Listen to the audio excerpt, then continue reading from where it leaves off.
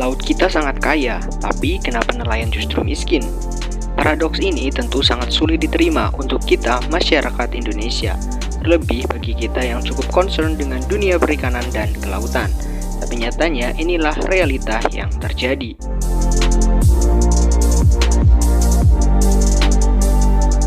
Masyarakat nelayan adalah salah satu kelompok masyarakat termiskin di Indonesia. Dari total sekitar 16 juta masyarakat miskin, sepertiganya adalah masyarakat nelayan. Kondisi ini tentunya mencerminkan ada yang salah dari sistem pengelolaan laut di Indonesia. Mengapa? Karena laut yang kaya belum mampu menghadirkan kesejahteraan bagi masyarakat yang hidup paling dekat dengan laut.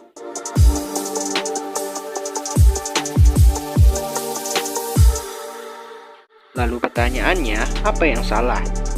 Ada satu hal esensial yang belum 100% tersentuh dalam sistem pengelolaan laut di Indonesia. Hal itu adalah pemberdayaan masyarakat nelayan. Ya, problematika pemberdayaan nelayan memang bukanlah isu yang baru.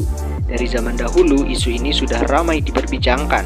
Tapi sayangnya, hingga hari ini masalah ini belum rampung.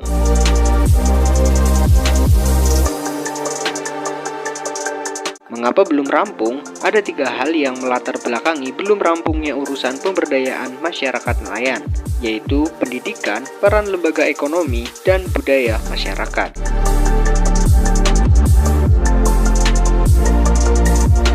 Pertama, akses pendidikan bagi nelayan masih belum optimal. Hampir semua nelayan, khususnya nelayan kecil, hanya menyelesaikan pendidikan di tingkat sekolah dasar atau SD dan menengah pertama atau SMP saja. Masih sedikit sekali yang lulus SMA, apalagi pendidikan tinggi, hampir tidak ada. Bahkan di beberapa kasus, nelayan kecil juga tidak mewariskan budaya sekolah ke anak-anaknya. Generasi penerusnya juga mandek di SMP dan beberapa ada yang sampai ke jenjang SMA. Sedangkan yang melanjutkan ke tingkat pendidikan tinggi hanya anak-anak nelayan besar atau nelayan juragan. Nelayan kecil menaruh mindset bahwa sekolah adalah kegiatan yang kurang penting. Lebih baik anak keturunan mereka secepat mungkin turut mencari uang agar bisa mandiri dan sedikit banyak membantu perekonomian orang tuanya.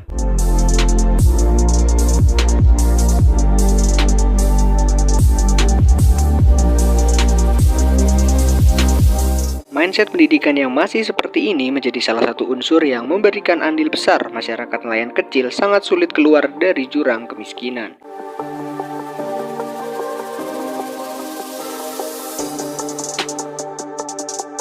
Kedua, peran lembaga ekonomi yang belum merata. Bagi masyarakat rentan dengan kemiskinan, peran lembaga ekonomi seperti perbankan ataupun dinas terkait yang mampu memberi bantuan ekonomi tentu sangat dibutuhkan. Bantuan ekonomi bisa digunakan sebagai modal usaha ataupun bantuan langsung untuk memenuhi kebutuhan sehari-hari. Sayangnya, kehadiran lembaga ekonomi belum dirasakan oleh seluruh masyarakat nelayan. Kebanyakan lembaga ekonomi tersebut hanya hadir kepada nelayan besar atau nelayan juragan yang memang sudah memiliki sistem usaha perikanan yang jelas. Bantuan modal yang ditujukan kepada kelompok nelayan juga kerap hanya dinikmati kelompok tertentu saja yang misalnya dekat dengan birokrat. Akhirnya akses modal menjadi problem nelayan yang tidak terselesaikan. Ketakutan dari lembaga ekonomi untuk memberikan akses modal kepada masyarakat kecil atau pada nelayan kecil juga masih kerap ditemukan, mengingat masih maraknya kasus gagal bayar dari nelayan kecil. Oleh karena itu, bantuan dari lembaga keuangan harus benar-benar mengarah pada akar persoalan. Tidak hanya sekedar memberikan bantuan uang, tetapi juga harus diikuti pendampingan mendalam. Tujuannya agar modal dapat berputar dan memberikan penghasilan, tidak justru semakin membenamkan ke jurang kemiskinan.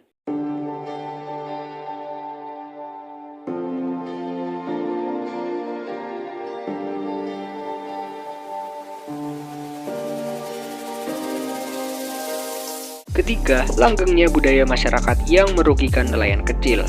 Nah, ini adalah yang paling akut. Di dalam kehidupan masyarakat nelayan, ada salah satu sistem relasi yang secara terang-terangan merugikan nelayan kecil, tetapi sangat sulit untuk diperbaiki. Budaya ini adalah patron-klien. Budaya patron-klien adalah pola relasi antara nelayan besar atau juragan dengan nelayan kecil atau buruh. Nelayan juragan berperan sebagai patron, dan nelayan buruh berperan sebagai klien. Pola relasi ini bisa dikatakan cukup merugikan nelayan buruh, karena nelayan buruh dibuat sangat terikat dan sangat membutuhkan nelayan juragan. Bagaimana cara mengikatnya? Nelayan juragan memiliki sumber daya yang lengkap untuk menangkap ikan, baik itu modal, kapal perikanan, alat tangkap, dan pengetahuan. Sedangkan nelayan buruh, mereka hanya memiliki tenaga saja. Alhasil, nelayan buruh yang ingin mendapatkan penghasilan hanya bisa terpenuhi jika mereka bekerja untuk nelayan juragan. Dan hal ini bisa kita lihat bahwa nelayan buruh sangat membutuhkan akses pekerjaan dari nelayan juragan. Padahal pekerjaan menjadi nelayan bukanlah pekerjaan yang tetap, tapi sangat bergantung pada musim. Pada saat musim paceklik, kapal tidak menangkap ikan, nelayan buruh tidak memiliki penghasilan. Apa yang mereka lakukan? Yang dilakukan adalah mereka meminjam uang kepada nelayan juragan dengan jaminan mereka akan mencicil utang tersebut pada saat musim ikan tiba. Ya, disinilah letak relasi yang merugikan bagi nelayan kecil atau nelayan buruh.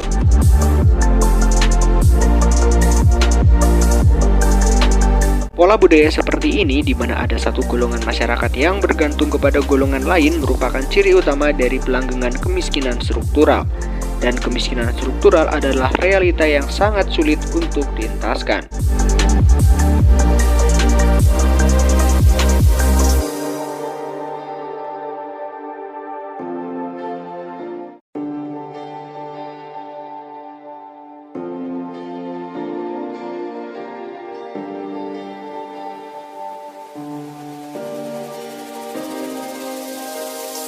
Mengapa sangat sulit untuk dientaskan?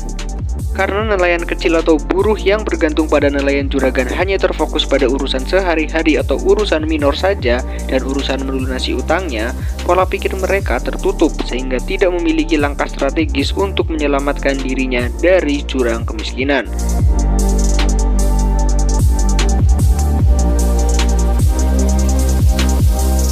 Sementara orang yang dianggap sebagai penyelamatnya dalam mengatasi permasalahan ekonomi, yaitu nelayan juragan, justru membuat mereka semakin terjatuh dalam jurang kemiskinan. Pola budaya seperti ini tentu tidak bisa dibiarkan.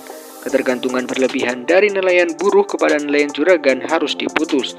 Nelayan buruh harus mampu berdiri di kaki sendiri. Nelayan buruh harus lepas dari entitas manapun yang mengikatnya, terlebih yang bermuara pada ketidakadilan. Sayangnya, hingga hari ini masih belum ada langkah konkret yang mampu menyelamatkan nelayan buruh dari pola hubungan patron-klien. Perusahaan bergaya startup yang ambil bagian untuk memutus rantai ketergantungan justru kerap menempatkan posisinya sebagai juragan baru yang tidak lebih baik dari juragan-juragan konvensional pendahulunya. Akibatnya, startup yang hadir justru menjadi saluran baru untuk semakin menempatkan nelayan buruh di posisi sulit yang dekat dengan kemiskinan.